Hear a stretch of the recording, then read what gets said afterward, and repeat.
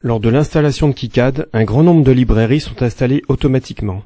Elles permettent de disposer de symboles, d'empreintes et de modèles 3D parfaitement opérationnels pour effectuer saisie de schémas et routage. Ces librairies ne sont cependant pas exemptes de rares erreurs. Il est alors intéressant de pouvoir corriger soi-même ce problème. Comme vu précédemment, voici une représentation de la disposition de ces librairies dans le dossier d'installation. La démarche qui va être illustrée serait exactement la même s'il s'agissait de modifier une empreinte existante pour en créer une nouvelle absente des librairies fournies par défaut. Voici la version de KiCad utilisée pour cette démonstration. Le logiciel a été lancé en mode administrateur pour pouvoir effectuer directement les modifications sur la ou les librairies concernées. Partons du schéma suivant. L'association des symboles et empreintes a été réalisée sans problème particulier.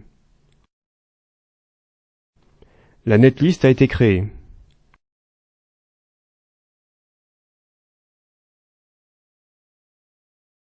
Lançons l'éditeur de circuits imprimés et ouvrons la netlist.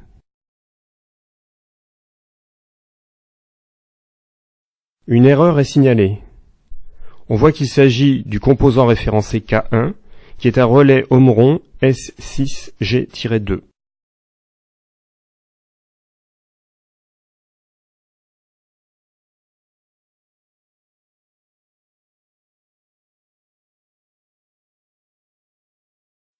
Revenons au schéma et consultons également la documentation d'origine du composant.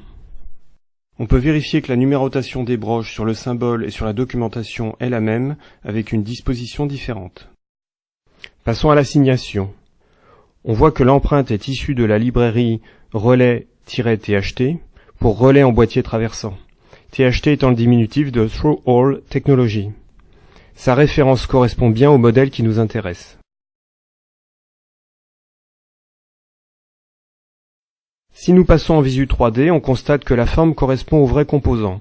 Si on la compare au 3D proposé sur le site du fabricant, elle est même davantage réaliste.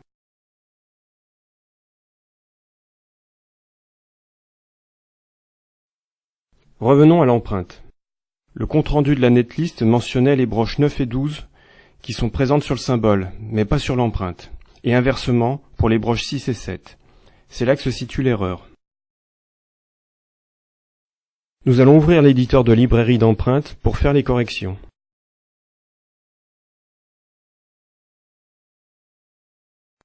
Il faut sélectionner la librairie active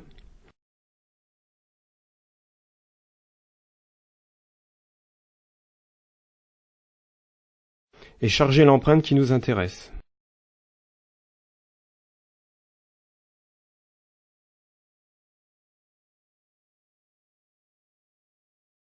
Puis éditer le numéro des pastilles à modifier en se mettant au-dessus avec la souris et en appuyant sur la touche E. La documentation fournit un repérage avec une vue de dessous.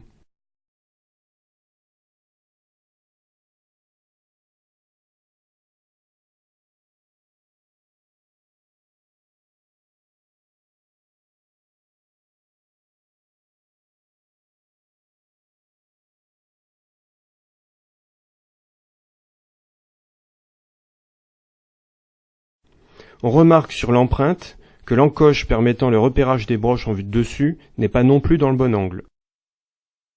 Pour effectuer un déplacement précis des segments de droite, on peut soit changer le niveau de définition de la grille et déplacer ces segments avec la souris, soit se baser sur leurs coordonnées et les modifier pour obtenir un ajustement parfait.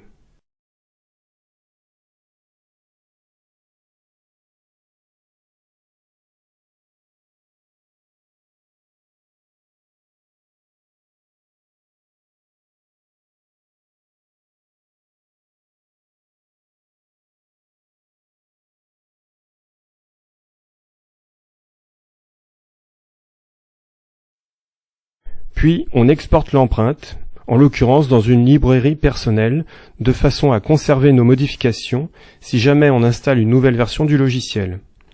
Cette sauvegarde va donc aboutir ici.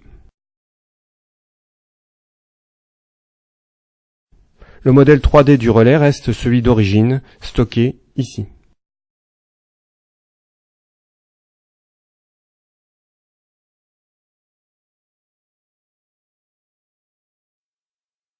Après avoir fermé l'éditeur des empreintes, on peut effectuer la nouvelle assignation.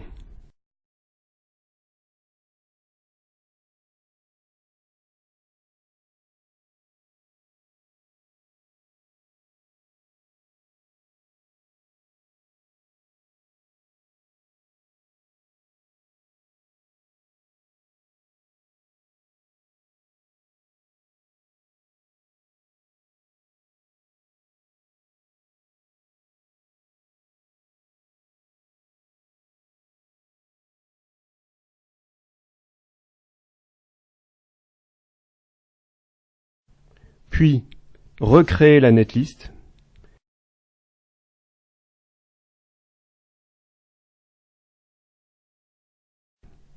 Et ouvrir celle-ci dans le logiciel de routage.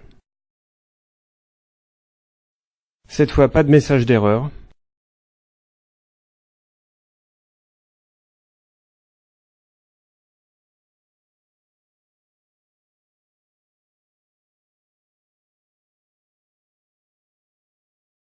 Le symbole et le rendu 3D du composant sont conformes.